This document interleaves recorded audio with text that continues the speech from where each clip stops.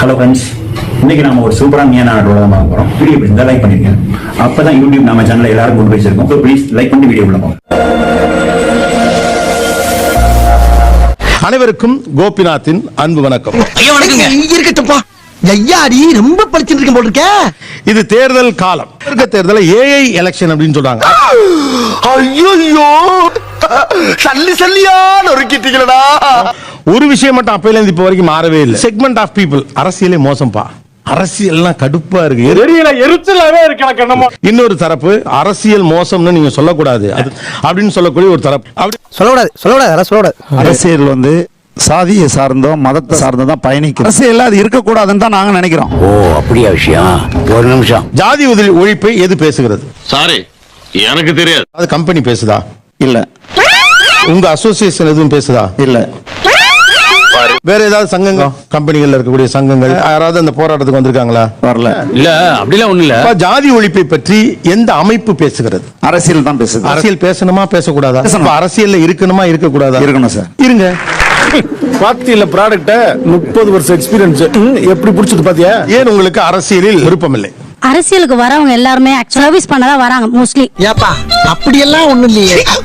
அவங்க தேயாத சர்வன்ட். ஏடா சொல்லவே இல்ல. ஆனா வரவங்க எல்லாருமே பிக் பாஸ் மாதிரி நினைச்சுக்கிறாங்க. உள்ள வரையில அவன் வேலையாளா இருக்கணும்லாம் வரமாட்டான். ரியாலிட்டியில நானும் ஒரு லீடர் ஆகணும் தான் வருவான். வெரி குட்ரா. அது எப்பறம் என்ன பத்திர எல்லா விஷயத்தையும் மிக தெளிவா புரிஞ்சு வச்சிருக்க நீ. உங்களுக்கு ஏன் அவ்வளவு இலக்காரம் வர? தூய தமிழ்ல வேலையாட்கள் தான, வேலையாள் தான சொல்றாங்க. ஓ, தூய தமிழ். நீங்க என்ன பண்றீங்க? நான் ஹாஸ்பிடல் வர்க் பண்றேன் சார். உங்க ஹாஸ்பிடல் மருத்துவ சேவை தானே செய்யுது? சேவை தான் சார் செய்யுது. அதுக்கு என்னப்பா? ஒரு பேஷண்ட் நான் இருக்கிற டாக்டர், நீங்க வேலையாள் அப்படின்னு சொல்லுவாங்க. நீங்க நடத்த முடியாது. நான் அவரோட ப்ரொஃபஷன் அந்த மாதிரி. உனக்கு வந்தா ரத்தம், எனக்கு வந்தா தக்காளி சட்னி. என்ன சொல்றீங்க? அவர் சேவை செய்ய தானே வந்திருக்காரு. அது வேற இது வேற. நீங்க சொன்னீங்க சேவை செய்ய வர்றான், அவனை நான் வேலையாள்னு சொல்லுவேன் அப்படிங்கிற. நீ குடுக்குற 1.25 ரூபாய்க்கு என்ன எத்தனை தடவை டாப் போட்டு கூப்பிடுவேன்? அவரோட ப்ரொஃபஷனுக்கு நம்ம கொடுக்கிற மரியாதை. என்ன கதையா இருக்கு? ஒரு எம்எல்ஏ தெரியாது இல்லையா? அப்ப அப்படியே பழக்கம் போய் போச்சுங்க. என்னடா பழக்கம்? எங்க கலெக்டர் ஆபீஸ்ல போயிட்டே கலெக்டர் கூப்பிடு, இன்ஸ்பெக்டர் போயிட்டே இன்ஸ்பெக்டர் கூப்பிடு. அதாவது 4 லட்சம் பேர் ஓட்டு போட்ட ஒருத்தருக்கு மரியாதை கிடையாது. உனக்கு என்னடா மரியாதை? ஆமா சார், என்னோட கவர்மெண்ட் ஜாப் எனக்கு கிடைக்கல பிகாஸ் ஆஃப் அந்த கோட்டா. இன்னும் தெரியுது இங்கெல்லாம் எந்த சமூக பார்வையெல்லாம் ஒண்ணும் இல்ல. எங்க கோட்டால சீட்டு கிடைக்கல கோவம். அத போய் நான் வந்து இப்போ கோவிட்ல பணம் கொடுத்தாங்க, எல்லாருக்கும் கொடுத்தாங்கல்ல, நான் அதை வேண்டாம்னு சொல்லிட்டேன். என்ன ஓஹோ? அதே போல இது கேஸுக்கு சப்சிடி கொடுத்தாங்க, அது வேணாம்னு சொல்லிட்டேன். ஏன்னா அவ்வளவு நல்லவனாடா நீ. நம்மளுக்கு ஆண்டவன் அதை கொடுத்துருக்கான் அந்த இது தகுதியை. எதுக்கு நம்ம ஏத்துக்கணும்? அது போல மனப்பான்மை எத்தனை பேருக்கு இருக்கு? உன் பேச்சுல திமிர் தெரியுதே. நீங்க சொல்லும் போதே மறுபடி எதை வலியுறுத்துறீங்கன்னு பாத்தீங்கன்னா, எனக்கு கொடுத்தாங்க நான் வேணான்ட்டேன். என்னன்னா ஃப்ரீயா கவர்மெண்ட் கொடுத்தா வாங்கிக்கிற ஆளா? அதெல்லாம் நீ வாங்கி. ஆனா அவனு ஒண்ணா?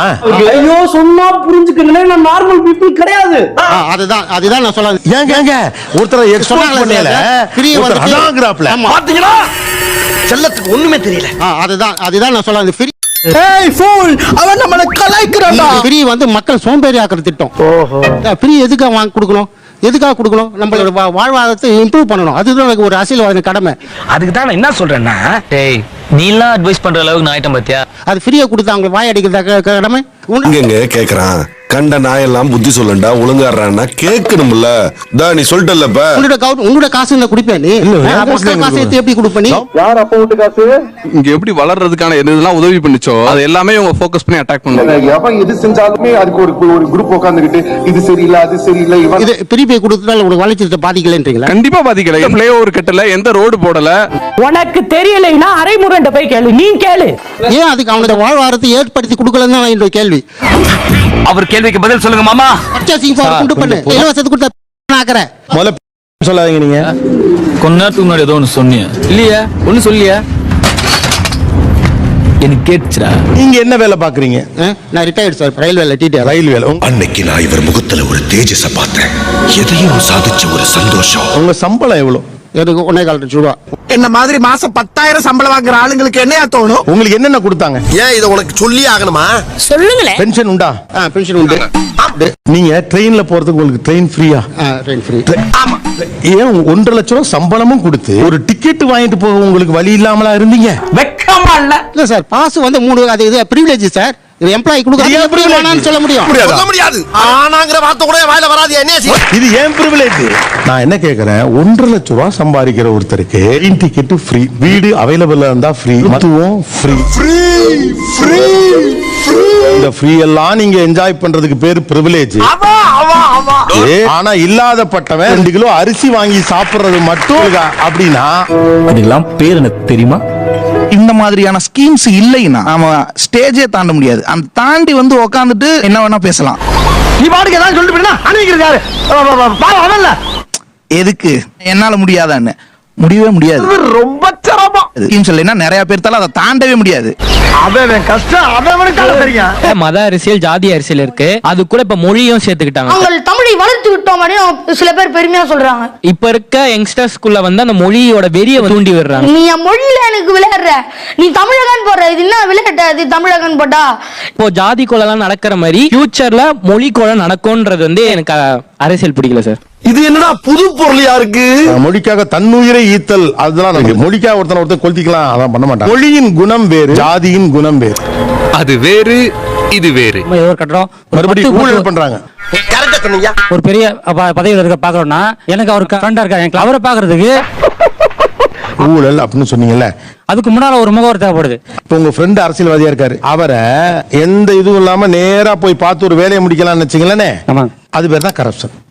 அதாவது அவன் பாலை எடுத்து அவன் பேட்லயே அடிச்சு அவனையே போல்டு பண்றான். அமதிப்படி அமாவாசையா இருக்கிறவரு அப்புறம் பாத்தீங்கன்னா அவர் வந்து எந்த ரேஞ்சில போய் உட்காராரு. அந்த ராஜ பரம்பரையில வந்தாங்க. நானு ரொம்ப சாதாரண ஒருத்தர் எம்எல்ஏ ஆகிறாரு அல்லது மந்திரி ஆகிறாருன்னா அவரை மதிக்க உங்களுக்கு மனசு உறுத்துது. இதான் நம்ம பிரச்சனை.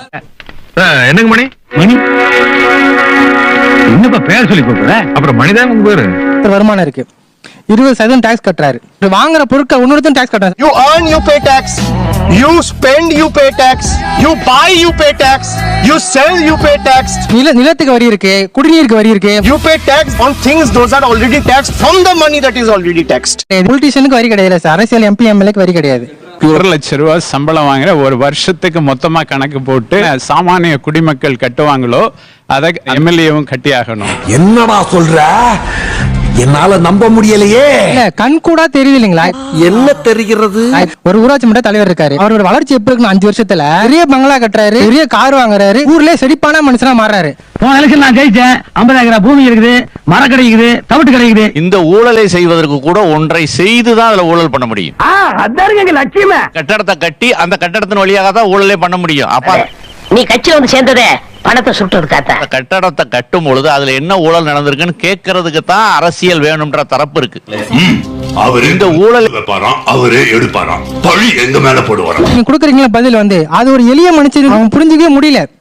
நான் ஒரே குழப்பத்துல வாழ்ந்துட்டு இருக்கிற மதர். ரொம்ப டெக்னிக்கலா பதில் சொல்றீங்கல்ல, எங்களால சாதாரணமா புரிஞ்சுக்கவே முடியலையே. ஒண்ணும் புரியல, கூட்டத்தை கலந்துட்டு வீட்டை பக்கம் போங்க எல்லாரும். அரசியல் வந்து இவ்வளவு மோசமா வெறுப்பு மனநிலைக்கு போறதுக்கு நான் முக்கியமான காரணமா நினைக்கிறேன். அரசியல்வாதிகள் எப்படி திடீர்னு காரு பங்களான்னு ஆகுறாங்க, அதுதான் அவங்கள முதல்ல டிஸ்டர்பன்ஸ் பண்ணும். 10 பங்களா கட்டணும், 20 கார் வாங்கணும், சைடுல சுவிஸ் பேங்க்ல ஒரு 50 கோடி. எப்படி இவன் நேத்து நான் இப்படி இருந்தா இன்னைக்கு இவ்வளவு பணக்காரன் ஆயிட்டான் அப்படி ஒண்ணு வரும். பாத்தீங்களா, உங்க பக்கம் 5 பேரு, என் பக்கம் நிறைய பேரு. மிக ஏழ்மையில இருக்க ஒருத்தனுக்கு ஒரு நலத்திட்ட உதவி கிடைக்கும் போது என்னது இவனுக்கு கிடைச்சிருச்சே, எல்லாமே நல்லா இருக்கு, யார்தான் அட்வைஸ் பண்றது? இவனுக்கு இது கிடைச்சதுனாலதான் நமக்கு சமமா வர்றான்.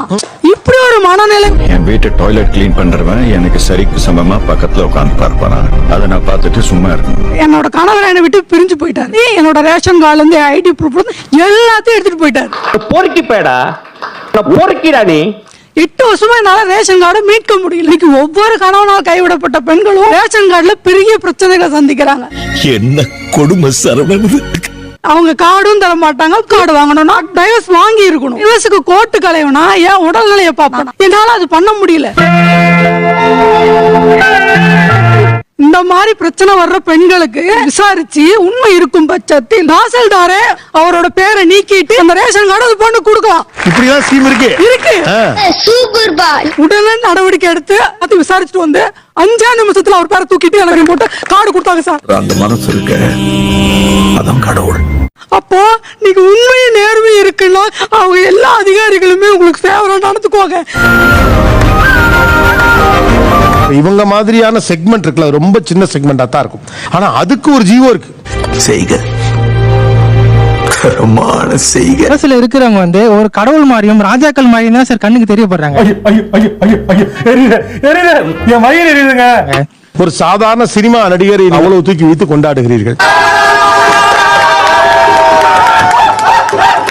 ஒரு கிரிக்கெட் வீரர் உள்ளே போகிற போது அரங்கமே எழுந்தென்று கைத்தட்டு. ஏழை அம்மாவின் கண்ணீரை துடைத்தவன் அரசன் தான். என்ன தப்பு? ஓகே, இந்த வீடியோ நல்லா என்ஜாய் பண்ணிருப்பேன்னு நினைக்கிறேன். மறக்காம லைக் பண்ணிட்டு சப்ஸ்கிரைப் பண்ணிருங்க. ஓகே ஃப்ரெண்ட்ஸ், மறுபடியும் இன்னொரு வீடியோல பார்ப்போம். பை.